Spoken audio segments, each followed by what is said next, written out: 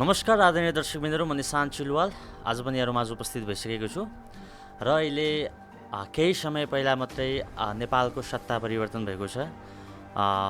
अहिले प्रधानमन्त्री शेरबहादुर देउवा पुग्नुभएको छ प्रधानमन्त्रीको कुर्सीमा र यो सत्ता परिवर्तन सँगसँगै विभिन्न किसिमका शङ्का आशंका र विभिन्न मानिसहरूले चाहिँ आफ्नो तर्फबाट चाहिँ धेरै टिका टिप्पणीहरू गरिरहनु भएको छ र एमसिसीको पनि पछिल्लो समयमा आएर चाहिँ एकदम खरो रूपमा चाहिँ बहस चलिरहेको छ।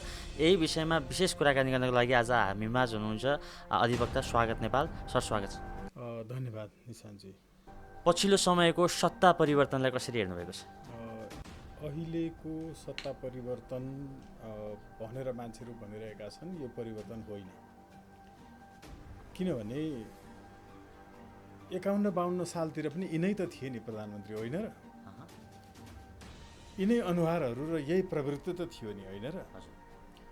अनि अहिले पनि उनीहरू नै त छन् नि, होइन र? अनि कहाँ सत्ता परिवर्तन भयो र? गुण्डाहरूले पालै पालो कुनै गाउँलाई लुटेर खाने, त्यो आलो पालोमा यो पटक चाहिँ अलिक कम लुट्ने, अर्को पटक चाहिँ अलि धेरै लुट्ने, आयो भनेर कहिलेकाहीँ अलि खुसी हुनुपर्ने, कहिलेकाहीँ फेरि अलि निराश हुनुपर्ने नेपाली जनताको यो जुन अभिगत छ, यो अभिगतमा नयाँ सरकार भन्छन् मान्छेले, सर्वथा गलत कुरा हो। नयाँ सरकार होइन, सरकारहरू सबै एउटै हुन्। ओली भए पनि गर्ने त्यही गुण्डाहरूलाई मन्त्री बनाउने हो, होइन र? अनि मन्त्रीहरू गुण्डा भएका छन्। ल, कुन चाहिँ त्यस्तो पार्टी छ जसले गुण्डालाई फटालाई उम्मेदवार नबनाएको होस्? कुनै एउटा पार्टी बताइदिनुहोस्। हामीले रिपोर्टिङ गर्दाखेरिदेखि, म रिपोर्टिङमा 2045-46 सालदेखि छु, थिएँ। अहिले केही समय मात्रै नभयो, होइन? हिमाल नेपाल म्यागजिनदेखि लिएर राष्ट्रिय दैनिकसम्ममा यो पार्टीका गुण्डाहरू औपचारिक रूपमा यिनीहरू हुन् घोषित आउँथे थर्काउनलाई रिपोर्टिङको बेला यो समाचार लेखिस् यो बदल भनेर आउँथे। एकदमै धेरै प्रत्यक्ष थियो, कैयौँ पटक भएको छ। हजुर, हामीले देखाएका छौँ मजाले। त्यसको कहिल्यै कुनै खण्डन उनीहरूले औपचारिक रूपमा गर्न सकेनन्।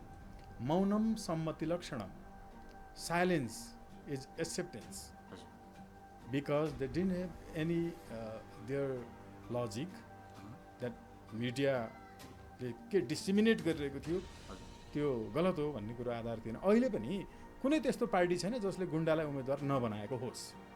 गुण्डालाई उम्मेदवार बनाउँदा उम्मेदवार बहिष्कार गर्न पाउनुपर्छ भन्ने राइट टु रिजेक्ट आजभन्दा 11 वर्ष अगाडि सर्वोच्च अदालतबाट निर्देशनात्मक आदेश गराएको हामीले नै हो, होइन? तर त्यो अहिलेसम्म कुनै दलले कानुन बनाएन। किन भने त्यो गर्न पाउँदैन। यसो भएको हुनाले हामी जनताहरू मिडियाका लागि अलि हेडलाइन हुन्छ, मनोरञ्जन हुन्छ, ओहो नयाँ सरकार आयो भनिन्छ। अस्तिको पटक केही गुण्डाहरू जेलबाट छुट्नेवाला थिए, अबको पटक अरू केही गुण्डाहरू छुट्नेवाला छन्। ओलीले पनि एमसिसी पास गर्न चाहिँ तपाईँको जोडबल गरेकै हो, देउबाले पनि गरेकै हो। ओलीले पनि चक्लेट बाँडे जस्तो बरु नागरिकता बाँड्छु तर मेरो सरकार बचाइदेऊ भनेर खुलेआम भनेकै हो। देउबाले पनि यो सबै तयारी पहिलेदेखि गरेकै हो। 7 वर्ष अगाडि नै दिनुपर्छ विदेशीलाई नागरिकता भनेर देउबाले भन्थे, 7 वर्ष पछि दिनुपर्छ ओलीले भन्थे। त्यसबाट पनि हटेर राति नै नागरिकता दिन्छु भनेर ओलीले भनेपछि यो संसदीय व्यवस्थाको एउटा नियमित आकस्मिकता र एउटा गलत सत्य हो कि कहिले अलिकति मनोरञ्जन प्राप्त हुन्छ मिडिया मार्फत कि सरकार नयाँ बन्यो रे, तर त्यो सरकार पुरानै हो। सत्ता परिवर्तन भयो तर प्रविधि चाहिँ उही रहेन। सत्ता जुन छ नि, वास्तवमा सत्ता एउटै त छ नि। सत्ता कसको छ? सामन्तहरूको छ। सत्ता के को हुन्छ? साहित्यको पनि सत्ता हुन्छ, मिडियाको पनि सत्ता हुन्छ। सत्ता आर्थिक र तपाईँको चाहिँ शक्तिको पनि हुन्छ, होइन? ज्ञानको पनि सत्ता हुन्छ कहिलेकाहीँ। तर चेतन सत्ताबाट मुलुक चलाउने कि यो कथित तपाईँको चाहिँ राजसत्ता भनौँ, शासकीय सत्ता भनौँ वा राजनीतिक सत्ता भनौँ, त्यो सत्ताबाट जनतालाई दमन गर्ने र विभिन्न भुलभुलैयामा पारेर आफ्नो स्वार्थ पुरा गरिरहने यस्तो कथित सत्ता। सत्ता त चेतनाको, सत्ता ज्ञानको, होइन? सत्ता आत्मसत्ता, त्यो चाहिँ तपाईँको चेतन सत्ताबाट जब मान्छे ले शासन चलाउनु पर्छ भन्ने ठान्छ, ऊ आध्यात्मिक ढङ्गले चलाउँछ। यो अलिकति गहिरो कुरा हुनसक्छ, लामो कुरा हुनसक्छ। जनताले सोझै बुझ्ने गरी यसरी भनौँ कि सरकार परिवर्तन भएको छैन, त्यसमा अर्कै नाम गरेको ओली मात्रै आएको, देउबा नाम गरेको ओली आएको मात्रै हो। त्यो देउबा र ओली नाम गरेको सूर्यबहादुर थापा आएको मात्रै हो। त्यो सूर्यबहादुर थापा, देउबा र ओली नाम गरेको चाहिँ पूर्व वंशवादी शासकहरू आएको मात्रै हो। देखिकन जसलाई 72 होइन करोड रुपियाँ राज्यले दिन्छ, अर्को 72 लाख रुपियाँ दिन्छ, जो कैयौँ सम्पत्तिको मालिक छ, जसले युद्ध, जनयुद्ध, क्रान्ति के का नाममा जनताबाट लेबी उठाएर खाएको छ र ब्याङ्कहरू लुटेर राखेको छ, यिनीहरू सबैलाई अलिकति बिरामी हुने बित्तिकै खासमा विदेशीसँग छलफल गर्न जान्छन्, तर यिनीहरूले राज्य कोषबाट तपाईँ र मेरो कर तिरेको रकम लिएर जान्छन्। मैले झलनाथ खनालको कुरा गरिरहेको छु, जसलाई अस्ति आफू सत्ता बाहिर हुँदाखेरि, सरकार बाहिर हुँदाखेरि यो गर्नु हुँदैन भन्ने कङ्ग्रेसीजनहरू आज त्यही निर्णय गरिरहेछन्। त्यो निर्णय चाहिँ ओलीले गरेको भनेर उता टाउकोमा हालिरहेका छन्। सरकार नयाँ किन चाहियो त? पहिलाकै सरकारले गरेको निर्णयको निरन्तरता हो भने ओलीले गरेको निर्णय हामीले पनि गर्नुपर्छ। उसले गलत गर्यो भने अनि म पनि गलत गर्नुपर्छ भन्ने तर्क हुनसक्छ। गरेको चाहिँ सच्याउन नसकिने भयो हैन नेपालमा चाहिँ। अरू कुरा सच्याउन मिल्ने विदेशी सिस्टम पनि हो नि यो त हैन, किनकि विदेशमा पनि कुनै सरकार सत्ता पुगेर चाहिँ कुनै निर्णय गरेको छ भने पात्र परिवर्तन होला, तर जुन लेखेका आधिकारिक कुराहरू त विदेशीले पनि परिवर्तन गर्दैन नि। यस्तो हुन्छ। हामी कहाँ हामीले हेर्यौँ भने युगको नेता, राजनेता भनेको चाहिँ यस्तो निर्णय लिएर आउँछ, त्यसलाई आफ्नो विरोधी पछि सरकारमा आयो भने पनि त्यो विरोधीले पनि हटाउन सक्दैन। जस्तो कि राम्रोलाई राम्रै बनाउँ न। तपाईँ र मेरो पुस्तामा त त्यो हुनु पर्यो नि। मनमोहन अधिकारीज्यूले वृद्ध भत्ता जो ल्याउनु भयो नि उहाँको पालादेखि, त्यो वृद्ध भत्तालाई कङ्ग्रेस सरकारमा गएपछि हटाएको थियो भने कङ्ग्रेसकै भोट घट्थ्यो, होइन र? तपाईँको चाहिँ भरतमोहन अधिकारीज्यूले, हुन त यो सबैको फेरि चाहिँ मूल आइडियामा चाहिँ फेरि सिपी मैनाली हुनुहुन्थ्यो है। हामीले इतिहासको, किनकि हामीले त्यो बेलामा सबैसँग बसेर कुरा गरेका छौँ नि, नजिकबाट यसरी नै मैले कुरा गरेको छु होइन। मनमोहन अधिकारीज्यूहरू, सिपी मैनालीज्यूहरू, अब भरतमोहन अधिकारीज्यूहरूसँग कैयौँ पटक कुरा गरेको छ नि। त्यो सिपी मैनालीज्यूको आइडिया थियो वास्तवमा। उहाँ स्थानीय विकास चाहिँ मन्त्री हुँदाखेरि उहाँले आफ्नो गाउँ आफ्नो बनाउन लगायत के गर्नुभयो। तर जे होस्, त्यो कङ्ग्रेसले अब वृद्ध भत्ता हटायो भने कङ्ग्रेसकै भोट घट्छ, बरु त्यसलाई बढाउँदै जान्छ। युगको नेताले के गर्छ भने विपक्षीहरू सरकारमा आए पनि हटाउन नसकिने नयाँ नीतिहरू लिएर आउँछन्। हो, यस्तो नेपालमा पनि कैयौँ कुरा। त्योभन्दा पहिला के थियो, हामीले चाहिँ बच्चा घरमा जन्मियो भने त्यसको जन्म दर्ता गर्न जाँदाखेरि 2 रुपियाँ लाग्थ्यो। अहिले 10 रुपियाँ 15 रुपियाँ कति लाग्ला होइन, 50 रुपियाँ हो। त्यो रकमदेखि लिएर घरमा भएको कुखुरा सागसब्जी बजारमा लगेर बेच्दाखेरि चुङ्गी कर, बट्टी उठाउँथ्यो नगरपालिकाले। यो सबै रकम घरधुरी कर, मालपोत अर्थ मन्त्रालयमा आउँथ्यो काठमाडौँमा, अनि त्यहाँबाट कहाँ कहाँ बाँड्थ्यो। तर तपाईँको चाहिँ भरतमोहन अधिकारीले के गर्नुभयो भने 75% चाहिँ स्थानीय स्वायत्त शासन आइसकेपछि है 75% गाउँमै राख्ने व्यवस्था मिलाइदिनु भयो। अब त्यसलाई फेरि तपाईँको केन्द्रमा ल्याउने कसैले निर्णय गर्यो भने, त्यसलाई उल्ट्याउने निर्णय गर्यो भने मान्छेहरू रुष्ट हुन्थे। यस्ता हामी कहाँ पनि कतिपय यस्ता नीतिहरू छन् जसलाई चाहिँ पछिसम्म अरूले पनि बरु परिष्कृत गर्दै लगे तर हटाउन सकेनन्। यस्ता कैयौँ छन्। हामीले अब पृथ्वीनारायण शाहले नेपाल एकीकरण गरेको कुरालाई कसैले विरोध गर्छ भने त्यो नेपाली नै होइन, नेपालमा नबसे भइरहेको छैन छ नि। कतिपयले त विरोध गर्नुभएको छ, उसले आफ्नो स्वार्थको लागि गरेको थियो, अनि आफू धनी बन्नलाई, आफू शक्तिशाली बन्नलाई चाहिँ एकीकरण गरेको थियो भन्ने पनि भइरहेको छ। शालिग फुटाए केही समय पहिला। अब यस्ता मूर्खहरू जो छन्, यिनीहरूले भविष्यको लागि के त्यो त्यसो भए यिनीहरू नै हो रहेछन् नि त नेपाल टुक्राउन खोज्ने, 22-24 राज्य अझै पनि बनाउन खोज्ने, होइन र? नेपाललाई विशाल बनाउने कुरा जुन छ, त्यो विशाल बनाउने कुरा त गलत थियो र। त्यसो भने हामी चाहिँ विदेशीको एजेन्डामा मिलेर नेपाल टुक्राउन चाहन्छौँ भनेर घोषणा गर्नु पऱ्यो नि त। यसलाई अब धेरै लामो कुरा हुन्छ होइन। एउटा चाहिँ तपाईँको हिस्टोरिकल मटेरियलिजम पनि भन्छ, तपाईँको ऐतिहासिक द्वन्द्ववाद होइन तपाईँको चाहिँ त्यसले इतिहासको त्यो कालमा के कुरा गर्नु ठिक थियो तिनीहरूले त्यही गरे। कतिपय गलत कुरा पनि छन्। अहिलेसम्मको विश्लेषण गर्ने र यति बेला आएर हेर्ने हो भने त्यो बेलामा नेपाल राज्यलाई विशाल बनाउने कुरा सही थियो होइन। त्यो सही थियो भने हामीले त्यही अर्थमा बुझ्नुपर्छ। तिनका अरू केही कुराहरू जस्तो कि भुपी शेरचनज्यूले घुम्ने मेचमाथि अन्ध मान्छे लेख्नुभयो। उहाँ चाहिँ एकदम त्यति बेलाको चाहिँ अब क्रान्तिकारी कवि होइन। उहाँले चाहिँ परिश्रम गर्ने मान्छेहरूका लागि लेख्नुभयो। दौडिन्छ खुट्टाले तर तकमा थाप्छ छातीले लेख्नुभयो होइन। तर उहाँले नै महाराजको जय जय भनेर पनि 28 सालतिर लेख्नुभयो। तर भुपी शेरचनलाई महाराजको जय जय भनेर लेख्ने भुपी शेरचन भनेर विद्यार्थीहरूले पढ्दैनन्, त्यसरी बुझ्दैनन्। तर उहाँको त्यो एउटा पाटो थियो, त्यो बाहेक अन्य पाटो त फेरि बडा प्रशंसा योग्य छ हो नि। अब हो त्यो भएको हुनाले हामीले चाहिँ तपाईँ र मेरो पुस्ताले चाहिँ के गर्नुपर्छ भने यी अहिलेका नेताहरूले पनि के गलत गरे त्यसको विरोध गर्ने हो, ठिक चाहिँ के गरे त्यो पनि फेरि हामीले समीक्षा गर्नै पर्छ। तपाईँको बुवाले तपाईँलाई काठमाडौँमा स्विमिङ पुल भएको घर बनाइदिनु भएन भनेर तपाईँ बुवाको विरोध गर्नुहुन्छ? तपाईँको बुवाले जति सक्नुभयो त्यति गर्नुभयो नि त तपाईँको लागि। उहाँले जति पढ्नु भएको थियो, उहाँको आर्थिक अरू चाहिँ तपाईँको क्षमताहरू के थियो, त्यो क्षमता अनुसार तपाईँको लागि मेरो लागि गर्नुभयो, त्यतिलाई धन्यवादै दिउँ। तर त्यो बाहेक अब तपाईँ र मेरो पुस्ताले चाहिँ के गर्ने त? उन्नत लोकतन्त्र पार्टीले के गर्ने? स्वतन्त्र राष्ट्रिय अभियानले के गर्ने? अघिल्लो पुस्ताको पत्रकारिता गर्ने हामीभन्दा अगाडिको चाहिँ हरिहर बिरोहीज्यूहरू, उहाँहरूभन्दा अगाडिको पत्रकारिता गर्नेहरूले के गर्न सक्नु भएन त्यो तपाईँहरूले गर्ने हो होइन र? हजुर, पत्रकारिताको कुरा निक्लिहाल्यो। तपाईँको भन्दा अघिल्लो पुस्ताको पत्रकारहरूमा वा पत्रकारिता गर्दा के फरक थियो, तपाईँमा के फरक थियो र अहिलेका युवा पिँढीहरू जसले चाहिँ पत्रकारिता नपढी नबुझी पनि कतिले गर्नुभएको छ, कतिले पढेर बुझेर गर्नुभएको छ, कति पार्टी विशेषमा बसेर गर्नुभएको छ, के फरक पाइन्छ यो थर्ड जेनेरेसनलाई चाहिँ निहाल्दाखेरि? एकदमै पत्रकारिता समाजको ऐना हो हामी भन्थ्यौँ। हजुर, के रहेछ अहिलेको पत्रकारिता समाजको ऐना भएको छैन। अहिलेको पत्रकारिता क्यामेरा भएको छ। ऐनामा तपाईँले कुनै पनि कुरा फ्रेमभित्र परिसकेपछि त्यसलाई फोकस आउट गर्न सक्नुहुन्न कुनैलाई होइन।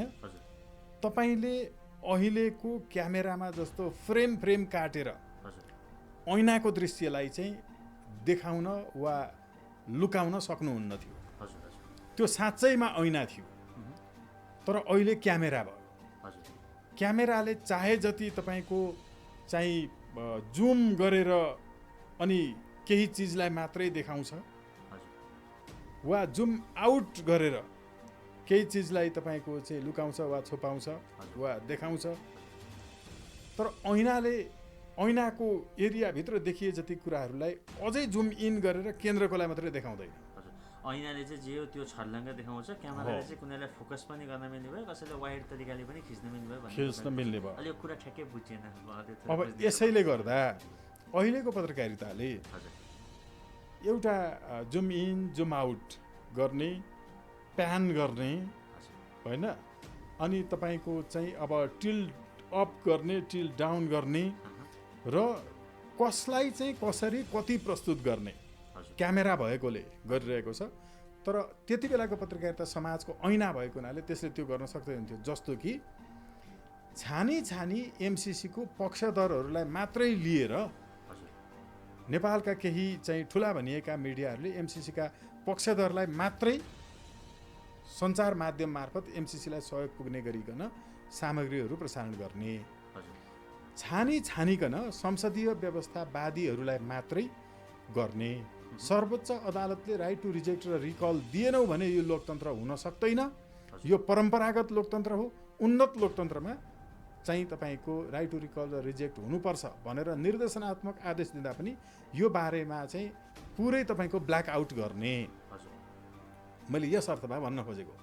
त्यो भएको हुनाले त्यो बेलाको पत्रकारिता र अहिलेको पत्रकारितामा फरक चाहिँ छ, क्यामेरा र ऐनामा जतिको। एमसिसी सन् 2017 साल सेप्टेम्बर 14 होइन, तत्कालीन प्रधानमन्त्री शेरबहादुर देउवाले र साक्षी लेखनदास भनौँ वा साक्षी भनौँ के भनौँ तत्कालीन नेता ज्ञानबहादुर कार्की हुनुहुन्थ्यो जो अहिले प्रवक्ता र अहिले कानुनी मन्त्री हुनुहुन्छ अहिलेको हालको सरकारको होइन कसरी लिनुभएको यो चाहिँ अब एजेन्टहरू नै घुमिफिरी आउने हो त्यो बेला पनि अमेरिकन एजेन्ट नै अब कार्कीजी उहाँ पुगेर गर्नुभयो त्यसपछिका सबै सरकारहरूले आफ्नो बजेटमा एमसिसी मार्फत आउने रकम यति भनेर हरेक आर्थिक वर्षको आय व्यय विवरणमा एमसिसीको रकम राख्दै आए सबैले राखेका छन् है र त्यस हिसाबले त्यो एमसिसीको रकम समेत उल्लेख गरेर संसदबाट बजेट पास हुँदै आयो अघिल्लो पटक पनि आएको छ नि एमालेकै सरकारले पनि एमसिसीको रकमलाई राखेर बजेटको अनुमानित विवरण प्रस्तुत गरेको हो र अहिलेसम्मको न ज्ञानेन्द्र कार्की न देउबा न ओली न प्रचण्ड न बाबुराम यी सबै सम्पूर्णले अझ पहिलोपटक नेपालमा अफिसियल्ली अलिकति चाहिँ डकुमेन्टेसनको पार्ट अगाडि बढेको त बाबुराम भट्टराईकै पालामा हो र अहिले अब 3 वर्ष अगाडि नेपाल सरकारले राजपत्रमै सूचना प्रकाशित गरेर चाहिँ मिलेनियम च्यालेन्ज अकाउन्ट विकास समिति गठन गर्यो जसले एमसिसीको चाहिँ तपाईँको एक्जिक्युसनका लागि काम गर्छ भनेर चाहिँ भनियो त्यो भएको हुनाले अहिलेसम्म सबैले बराबरी प्रतिस्पर्धा एउटै हो एउटै छ कसले कति मासु खाने भन्ने चाहिँ कसले कति खाने भन्ने मात्रै यिनीहरूको प्रतिस्पर्धा भयो होइन अर्को कुरा इन्डो अमेरिकन प्याकलाई म चाहिँ बढी सहयोग गर्न सक्छु भन्ने प्रतिस्पर्धा मात्रै हो यी सबै राजनीतिक दलहरूको सरकारमा भएका पनि नभएका पनि को चाहिँ बढी साख्य हुने हो को बढी साखुल्य हुने होइन को चाहिँ बढी साखे पनि भनिन्छ होइन बोलीचालीको भाषामा बढी साख्य बढी हो बढी साखे हुनेको नजिकको पात्र हुने भनौँ साखुल्य पल्टिने भन्छ होइन त्यो साखुल्य पल्टिने साखे हुने चाहिँ को हो त्यो मात्रै हो अहिलेको प्रतिस्पर्धा र यिनीहरूले के भने नेपालमा तपाईँको विरोध गर्ने अमेरिकन र इन्डियनहरूलाई विरोध गर्ने र युरोपियन युनियनलाई विरोध गर्नेलाई बढी ठेगान लगाउन म सक्छु त्यसैले मलाई चाहिँ यहाँको सरकारको प्रमुख बनाइदेऊ भनेर निवेदन हालेको मात्रै न हो एमसिसी हो ओलीलाई जति उनीहरूले चाहिँ काम गर्नलाई आदेश गर्न नसक्ने भयो तिम्रो देशका नेताहरू कसैले नसक्ने भए ल अब मेरो पोल्टोमा राखिदियो मलाई जिम्मा लगाइदियो भनेको भयो होइन तपाईँको त्यति मात्रै हो अब ओलीले चाहिँ राति बोलाएर इन्डियन जासुस संस्थाको प्रमुख जसको कर्मचारी केपी ओली हुन् उनले आफ्नो प्रतिवेदन प्रस्तुत गरे राति उनले जे जिम्मेवारी लिएका थिए म तिम्रा विरुद्धमा नेपालमा लाग्नेहरूलाई चाहिँ हतकडी लगाउँछु हामीलाई लगाए नि त होइन हतकडी लगाएर चाहिँ हिरासतमा राखे नि ओके अब यो उनले जुन प्रगति विवरण पेश गरे त्यसमा सन्तुष्ट भएन कुरा यति नै हो म चाहिँ बढी तिम्रो लागि काम गर्न सक्छु देउबाले विश्वस्तता दिलाए उनी भए यति नै हो त्यो भएको हुनाले अब यसका लागि फेरि जो कारक बनेका थिए तिनीहरू चाहिँ फेरि फुटे जस्तो गरेर फेरि मिल्न आइपुगेका छन् त्यो भएको हुनाले यी सबै श्रृङ्खलाहरूले बताउँछन् यसमा विश्लेषणको पनि जरुरी छैन सबै जग जाहेर छ सबैलाई थाहा छ यिनीहरू नेपाली जनताको हितका लागि तपाईँको चाहिँ यो आफ्नै श्रीमती मार्ने रञ्जन कोइरालालाई छुट दिने हरूलाई महाभियोग लगाउन यो गरे हो र होइन यिनीहरू निर्मला पन्तको चाहिँ हत्यारा लुकाउनेलाई कारबाही गर्न यो गरे हो र होइन अहिले त पछिल्लो समयमा त रेशम चौधरी पनि बाहिर निक्लिने भन्ने हल्लाहरू पनि बजारमा आएका थिए केही समय अब हेर्नुहोस् अदालत एकातिर छ अदालतको कार्यविधि एकातिर छ अब कसलाई माफी दिने रे फेरि जनयुद्धको तपाईँको चाहिँ हत्या गर्नेहरू पनि त छन् नि त जनयुद्ध भनेर बुवा आमाको क्रिया बसिरहेकालाई त्यहाँबाट निकालेर लगेर चाहिँ घाँटी काटेर मार्नेहरू यिनीहरू पनि सबै आम नक्कली जनयुद्ध गर्नेहरू हो नि अब माफी दिने कसले मैले तपाईँको परिवारको हत्या गरेको छु माफी दिने तपाईँले कि सरकारले माफी दिएर हुन्छ कि तपाईँको परिवारले दिनुपर्छ त सरकार त नराम्रो उदाहरण सरकार त फेरि सबै परिवारको अभिभावक भनिन्छ अब यस्तो छ फेरि नराम्रो उदाहरण आफूलाई दिनुपर्छ भनिन्छ होइन त्यसकारण सरकार अझ सबै परिवारको पनि अभिभावकत्व उसले ग्रहण गर्ने हो भने उसले गर्नु के पर्थ्यो कहाँ होचो भएको छ कहाँ अर्गेलो परेको छ को कसका विरुद्ध किन रुष्ट भइरहेको छ तिनीहरूलाई एकै ठाउँमा ल्याएर मिलाएर अनि तपाईँको मेलमिलाप गर्ने त्यसैले नै हो मेलमिलाप आयोग गठन भएको हजुर होइन। हजुर अब मेलमिलाप आयोगलाई गठन भएको यत्रो भयो, तलब खाएर बसे, कामै गर्न दिएन। पूर्व न्यायाधीशहरूलाई चाहिँ लगेर नियुक्ति दिएर राखी मात्रै रहे, होइन र? अभिभावक हो भने त मेलमिलाप गराउनु पर्थ्यो होला आफ्ना सन्तानहरू बिचमा। त्यो भएको हुनाले हामीले यति कुरा प्रश्न बुझ्नुपर्छ कि यी मूर्खहरूले यो इन्डो पेसिफिक चाहिँ स्ट्राटेजी, इन्डो पेसिफिक रणनीति अन्तर्गतको होइन भन्दै थिए। इन्डो पेसिफिक स्ट्राटेजी 2019 को जसमा प्याट्रिक भन्नेले चाहिँ साइन गरेका छन्, त्यसको पेज नम्बर चाहिँ 38 मा, पेज नम्बर 38 को दायाँपट्टिको भागमा बक्समा राखिएको छ कि the states across the world under Indo Pacific strategy falls as below. उसले भन कि निम्नानुसार देहायबमोजिमका चाहिँ देशहरू इन्डो पेसिफिक रणनीति अन्तर्गत चाहिँ पर्दछन् र त्यसमा रिसेन्टली एडिड भनेर लास्टमा दुईवटा चाहिँ तपाईँको राष्ट्रहरू राखेको छ, एउटा श्रीलङ्का, एउटा नेपाल। इन्डो पेसिफिकको हो भनेर उनीहरूले भन्छन्, डकुमेन्टमा छ। अब यो मूर्खहरू होइन भन्छन्, आफैको अमेरिकाको राष्ट्रपति जस्तो भनेर बोल्छन् होइन भन्नेहरू। उनीहरूको हामीले विकास गर्न खोज्यौँ, हामीले त्यत्रो पैसा ल्याउन खोज्यौँ, तर भो भन्यौ तिमीहरू कति बुद्धि नभएका नालायक जनता पनि भन्नु भएका छन् कति नेताहरू। अब विकास गर्नलाई यसमा दुईवटा कुराहरू छ। तिमीहरूको घरमा धेरै पैसा दिन्छु भनेर विदेशीले आएर तिमीहरूको छोरी चेली र आमामाथि जेसुकै गर्न पाऊँ भन्दाखेरि पैसा आउँछ दिउँ न त भनेर भन्छौ भने तिमी त्यसो नभन भनेर हामी भन्छौँ। कसरी त्यसो भन्न सक्छौ भनेर हामी आश्चर्यचकित छौँ। त्यो भनेको के हो भने उदाहरणका लागि उदाहरण, विरोधका लागि मात्रै विरोध गरेर हुन्छ त? त्यो त हुँदैन। म हेर्न आग्रह गर्छु 6.8 अफ एमसिसी कम्प्याक्ट, होइन? यसले के भन्छ भने नेपालमा एमसिसीको कुनै कर्मचारी वा पूर्व कर्मचारी वा अमेरिकी सरकारको कुनै मान्छेले जेसुकै अकर्मण्यता गरे पनि उसलाई कुनै पनि नेपालको न्यायाधिकरणमा वा अदालतमा मुद्दा लाग्ने छैन।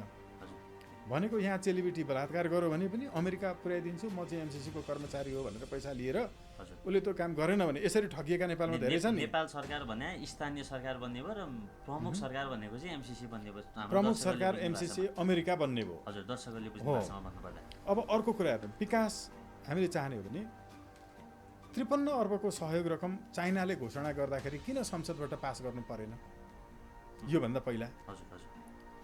र यिनीहरूको चाहिँ किन संसदबाट पास गर्नु पर्यो भने नेपालको कानुन पनि लागू नहुने, अघि भने जस्तो नेपालमा कुनै मुद्दा नचल्यो। मैले भनेको होइन है, it is totally translated into English to Nepali, होइन? नेपालको सेक्रेटारिएट, तपाईँको पार्लियामेन्ट सेक्रेटारिएटमा दर्ता भएको छ। उनीहरू अङ्ग्रेजी भर्जन पनि बुझाएका छन्, नेपाली भर्जन पनि बुझाएका छन्। त्यसको 6.8 मा यही भन्छ जो मैले भने। अब उनीहरूको भनाइ के छ भने यो क्लियर पनि गरिदिनुपर्छ फेरि, होइन? त्यो त यो चाहिँ कम्प्याक्ट जुन छ, यो करार जुन छ, यो करार चाहिँ कार्यान्वयन गर्ने सन्दर्भमा पो भनेको त भन्ने उनीहरूको भनाइ छ। ओके, त्यसमा पनि के भनेको छ भने अराइजिङ आउट अफ दिस कम्प्याक्ट भनेको छ। यो कम्प्याक्टको कार्यान्वयन गर्ने सिलसिलामा त्यो अकर्मण्य काम भएको हो कि होइन त भन्ने प्रश्नको जवाफ चाहिँ अदालतले दिनुपर्ने हो नि त।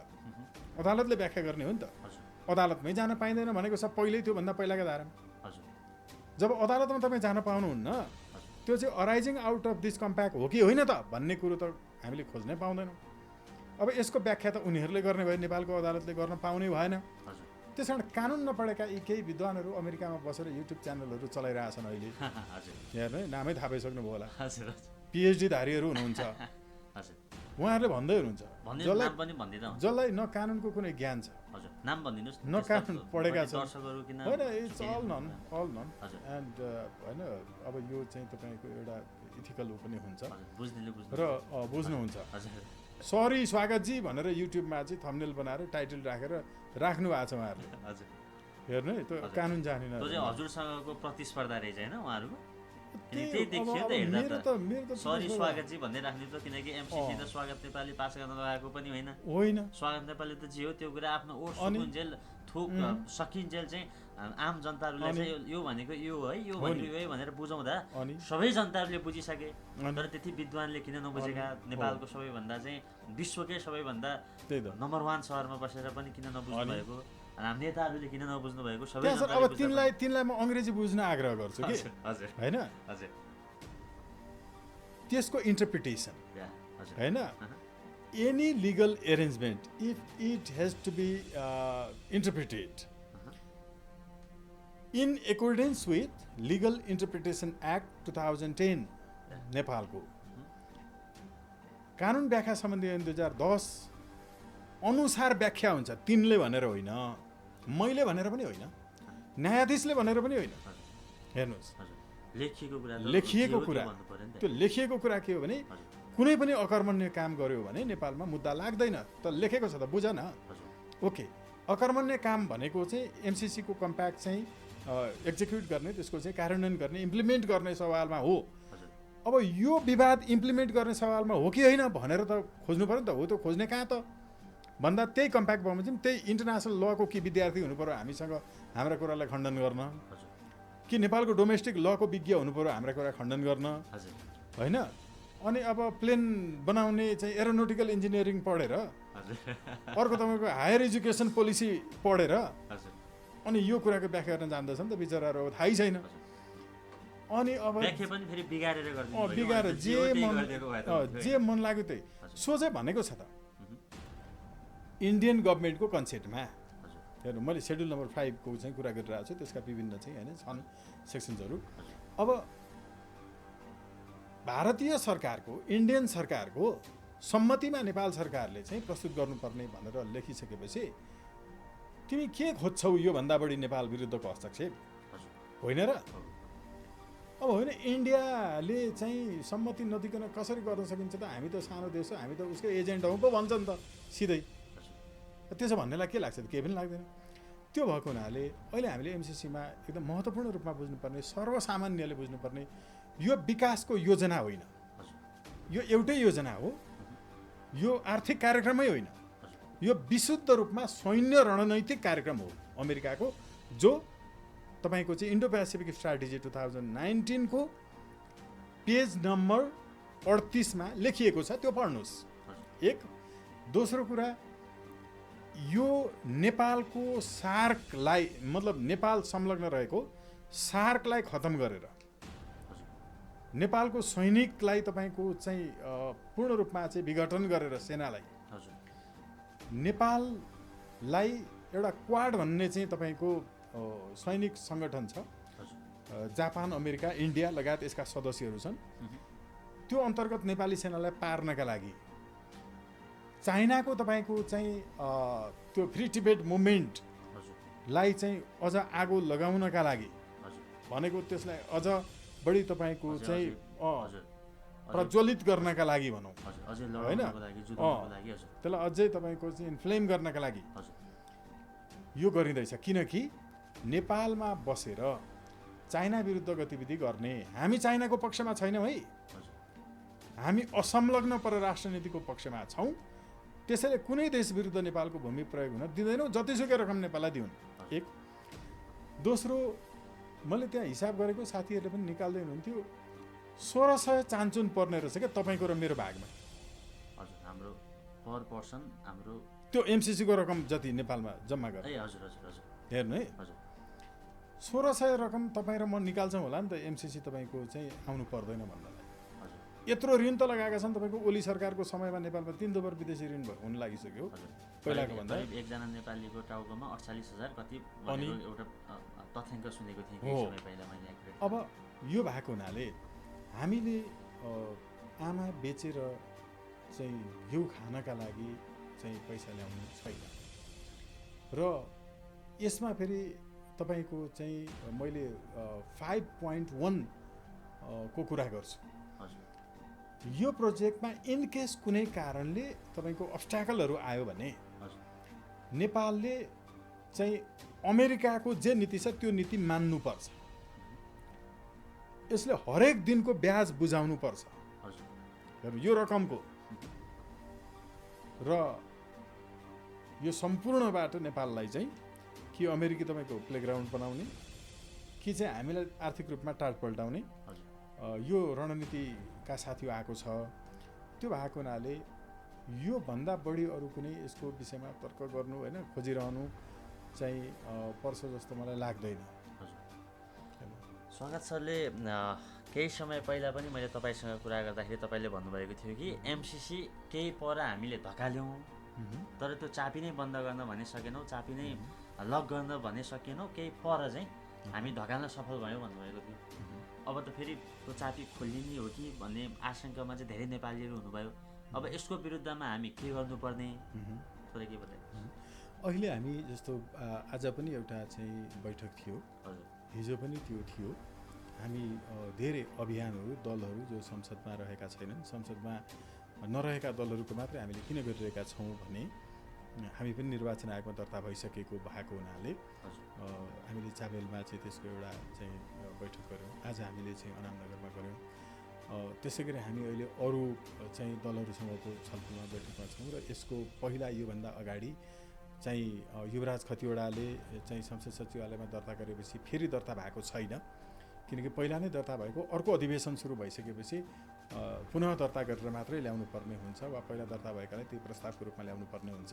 त्यसरी आइरहेको स्थिति छैन र हामीले अहिले यसको चाहिँ एमसिसीलाई संसदमा पास भनेर पास गरेछन् भने व्यवहारमा कसरी जिल्ला जिल्लामा पुग्ने सांसदहरू, त्यो मन्त्री होस् कि प्रधानमन्त्री होस् कि सांसदहरू होस्, जो एमसिसीको पक्षमा उभिए तिनीहरूलाई चाहिँ ठेगान लगाउने, तिनीहरूलाई जनताको तर्फबाट कारबाही गर्ने, तिनीहरूलाई उठ्न नसक्ने बनाउने, यो कार्यक्रम कसरी गर्न सकिन्छ भन्ने हामी चाहिँ अहिले छलफलमा छौँ। भनेपछि अब एमसिसी पास हुने भयो र अब एमसिसी पास हुन्छ, अब नेताहरू हरेक ठाउँ गाउँ गाउँमा जान्छन्, भवन बन्ला के गर्ला, अब एमसिसी पास भइसक्यो भन्ने चाहिँ तपाईँको मनमा लाग्यो? म त्यसैमा आउँदैछु। पहिला पनि एउटा हामीले भनेका थियौँ बजेटमै ल्याएर यिनीहरूले बजेट पास गरे जहाँ एमसिसीको चाहिँ उल्लेख गरेका छन्। हजुर हेर्नु है रकम। अर्को कुरा, संसदले संशोधनसहित पास गर्नुपर्ने भनेर केही दलहरूले जो अहिले सरकारमा छन् भनेका छन्। संशोधनसहित पास हुँदैन र संशोधन गर्न पाइने छैन अमेरिकनहरूले भनेका छन्। यहाँ संशोधनसहित पास गर्ने प्रस्ताव आए पनि अमेरिकनहरूले नमानेको खण्डमा यो पास हुने छैन। हामी त्यसमा ढुक्क छौँ। एउटा हामीले अमेरिकन दूतावासमै भित्रै गएर आधी घन्टासम्म चाहिँ छलफल गरेर कुराकानी गरेर एमसिसीको यो कारणले चाहिँ नेपालमा संसदबाट पास भयो भने पनि तिम्रो जहाँ जहाँ एमसिसी कार्यान्वयनका लागि स्ट्रक्चरहरू बन्छन्, कार्यालय खोलिन्छन्, त्यहाँ ध्वस्त हुन्छ, भत्किन्छन्। हामी त्यो भत्काउँछौँ, यसमा ढुक्क हुनुहोस्। हामीले दूतावासमै गएर भनेर आयौँ, लेखेर दिएर आयौँ होइन। अनि हामीले त्यो बाहेक यसैले भनेका हौँ कि अघि तपाईँले जोड्नु भएको पास हुन्छ भन्ने ठान्नुभयो त भन्दाखेरि हात उठाएर पास भनेर पास हुन्छ, पास त फिल्डमा हुनुपर्छ नि त, होइन र? त्यहाँ तिनले एउटा कोठाभित्र पसेर हात उठाएर पास भनेर पास हुन्छ, तिनका उठेका हात त गाउँमा आउँदा भाँचिन्छन् नि, तिनले त्यहाँ चाहिँ संरचना निर्माण गरेको भत्किन्छ नि, त्यो पास हुँदैन।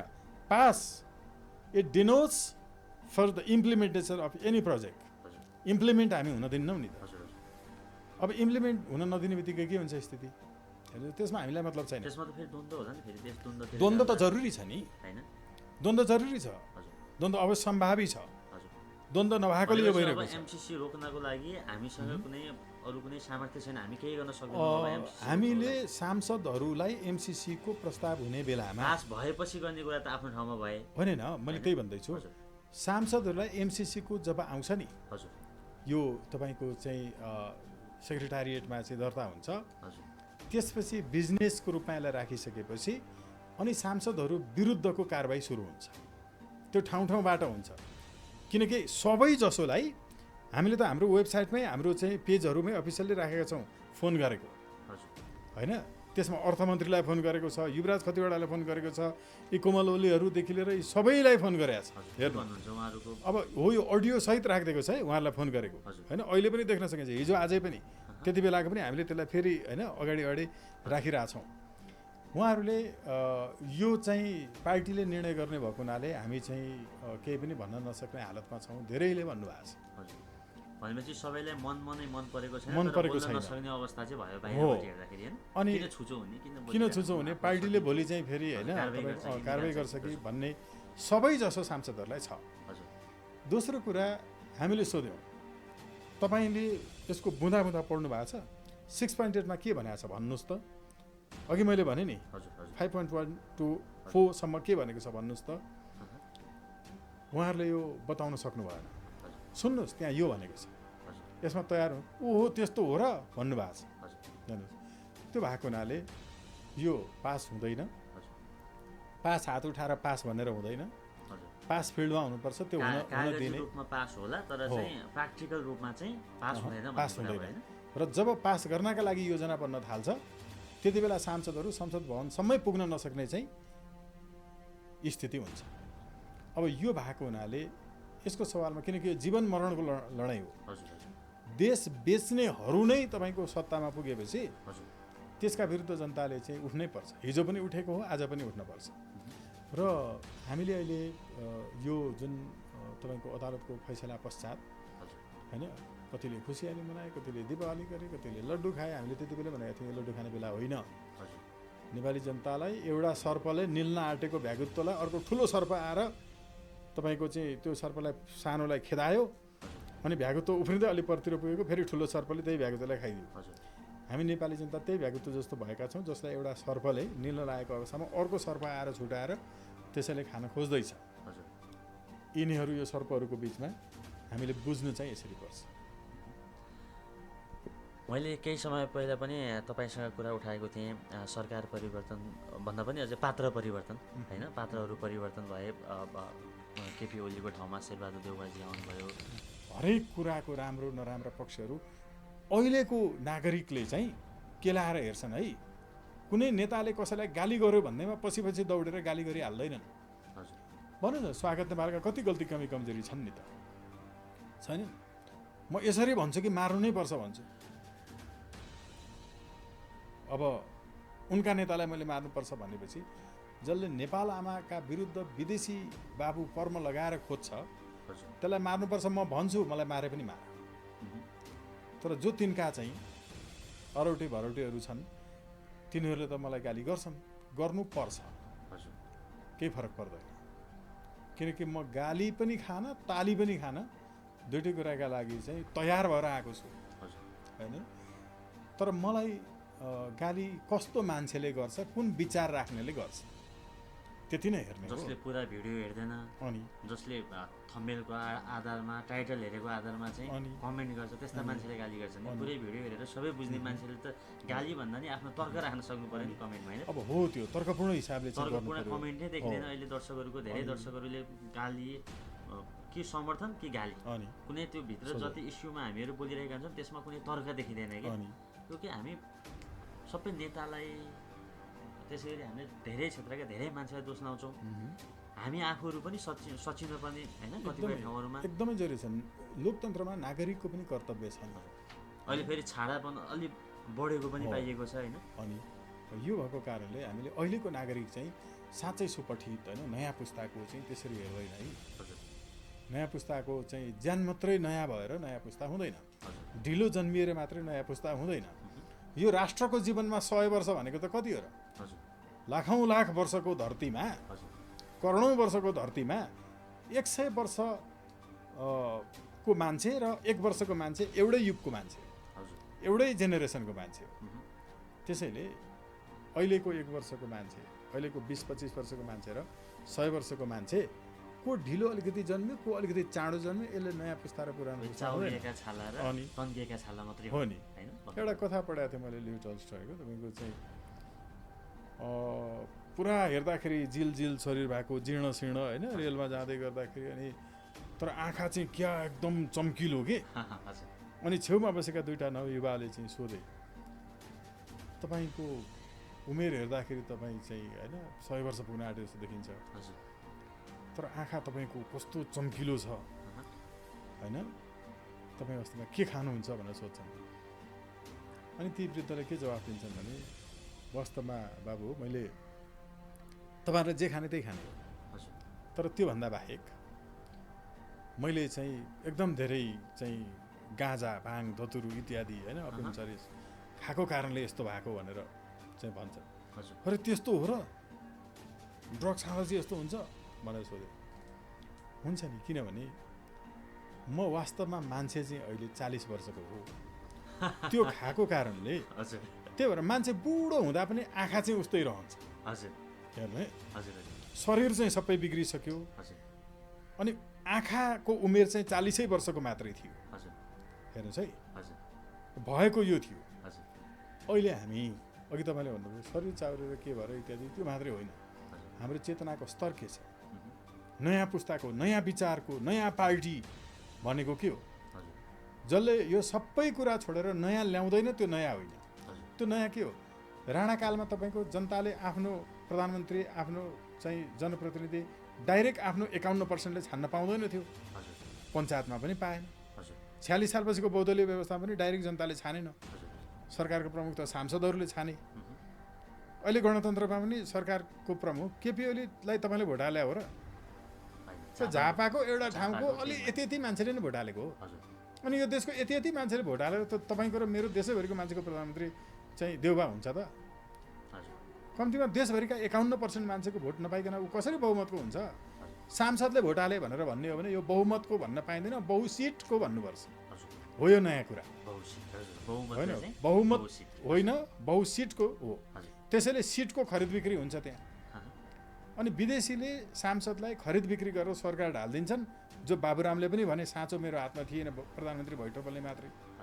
ओलीले पनि भने विदेशीले सरकार ढालिदिन लागे। अब नपत्याउ पूर्व प्रधानमन्त्री भइसकेको मानिसले बोलेको कुरा कसरी नपत्याउनु? फेरि पूर्व मात्रै भएन, in office a prime minister declares using the rostrum of the parliament that the key of the government is not at my hand. यो किन भन्छ? पत्याउनु पऱ्यो नि, संसदको रोस्टम प्रयोग गरेर भने हो। अब हामीले हो यो कुरा विदेशीले सांसदलाई खरिद बिक्री गरेर सरकार ढाल्न नपाउने व्यवस्था ल्याउनुपर्छ। जसले भन्दैन त्यो सबै आज खुलेको भए पनि पुरानो पार्टीको, यो जसले भन्दैन त्यो पुरानो विचार भएको ज्यान मात्रै युवा हो। हेर्नु, जसले राइट टु रिकल र रिजेक्ट हुनुपर्छ भन्दैन, त्यो भन्ने त पहिलो मान्छे त हामी नै हो नि त। सर्वोच्च अदालतमा 11 वर्ष अगाडि तपाईँको चाहिँ दर्ता गराएर निर्देशनात्मक आदेश गराएको, अरूले नबुझिकन यसलाई कपी गरेका छन्, हामी त्यसको स्वागत गर्छौँ र हामी धन्यवाद दिँदै बधाई पनि ज्ञापन गर्छौँ। तर नबुझिकन गऱ्यो भने मूल यसको एजेन्डालाई चाहिँ तपाईँको दिग्भ्रमित पार्ने काम हुनसक्छ। अब रिकल पनि हुनुपर्छ भनेर जसले भन्दैन त्यो कसरी नयाँ हुनसक्छ? त्यो पुरानो हो। त्यो भएको हुनाले हामीले उन्नत लोकतन्त्र र प्रत्यक्ष प्रजातन्त्रको दिशातर्फ जानै पर्छ। अहिलेसम्मको निष्कर्ष चाहिँ यो अदालतबाट आए पनि के भए पनि निष्कर्ष चाहिँ यो निस्केको छ। स्वागत सर। अन्तिममा जति पनि दर्शकहरूले हेर्नुभएको छ सम्पूर्ण दर्शकहरूलाई के भन्न चाहन्छु? म अन्तिममा चाहिँ अरू केही भन्दिनँ, केवल अहिले चाहिँ एमसिसीको विरुद्ध लागौँ, एमसिसी विरुद्ध लडौँ र अघि भनेको नयाँ विचारको उन्नत लोकतन्त्र र प्रत्यक्ष प्रजातन्त्रको लागि गोलबद्ध बनौँ। Thank you so much. धन्यवाद।